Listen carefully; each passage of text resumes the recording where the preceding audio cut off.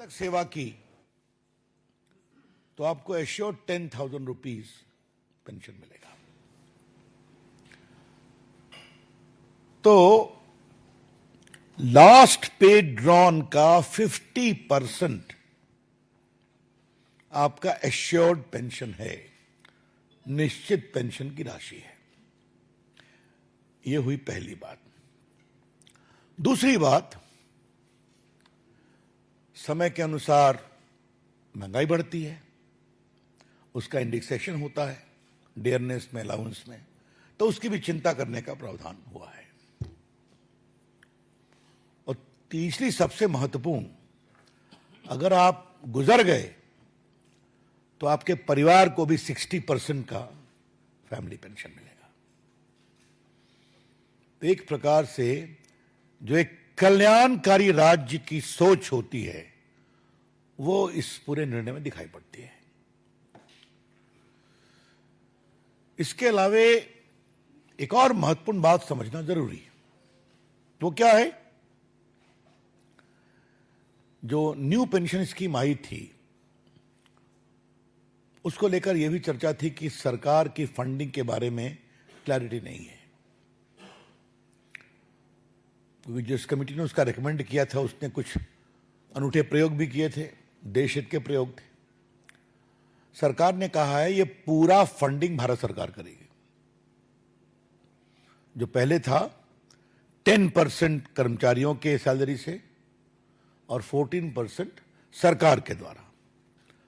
अब कल के निर्णय में आप ये ध्यान रखिए, अब होगा 10% कर्मचारियों के सैलरी से और 18% भारत सरकार के द्वारा। तो उसको भी आगे बढ़ा दिया गया। तो जितना भी हो सकता है कर्मचारियों के हित में, देश के कर्मचारी देश के लिए काम करते हैं, सत्ता में कौन पार्टी है उसकी चिंता नहीं करते, और उनके कामों के कारण देश आगे बढ़ता है। यही माननीय प्रधानमंत्री जी ने अपने एक्स पर कमेंट में भी कहा है कि हमें उनके योगदान का बहुत सम्मान करना है और हम करते रहेंगे। तो ये एक बहुत बड़ी बात थी। नरेंद्र मोदी की सरकार कैसे काम करती है, सोच समझ कर काम करती है, विचार करके काम करती है, एडहॉक निर्णय काम नहीं करती, और जो भी करती है वो जनहित में होता है। और यहां का जनहित 23 लाख कर्मचारी और उनके परिवार। तो ये एक मोटे विषय को आज रखना जरूरी था। अब इसके बाद कुछ सवाल कांग्रेस पार्टी से करना है।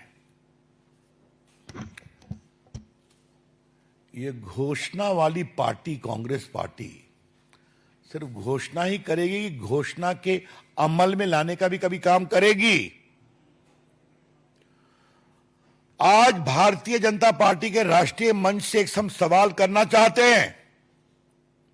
कांग्रेस पार्टी ने पिछले 2 साल से ओल्ड पेंशन स्कीम को एक बहुत बड़ा तूफान बनाया था भारत की राजनीति में। याद करिए आप।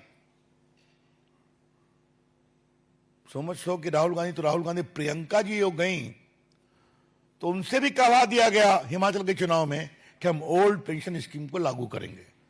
जो हमारे दिल्ली के पत्रकार गए होंगे उनको याद होगा, उनके पुराने रील्स को निकाल लीजिए।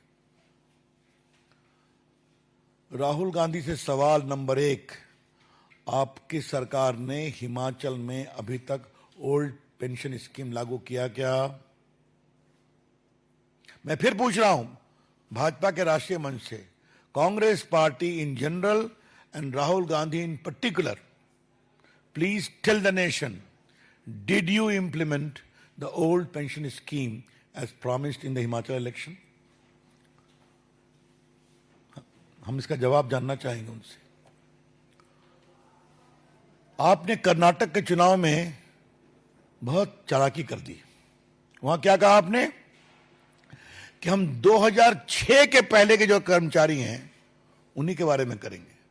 उनकी संख्या कितनी है? सिर्फ 13,000। समझे आप? चुनाव हुआ लास्ट ईयर और देंगे खाली 6 के पहले रिटायर होने वाले कर्मचारियों को।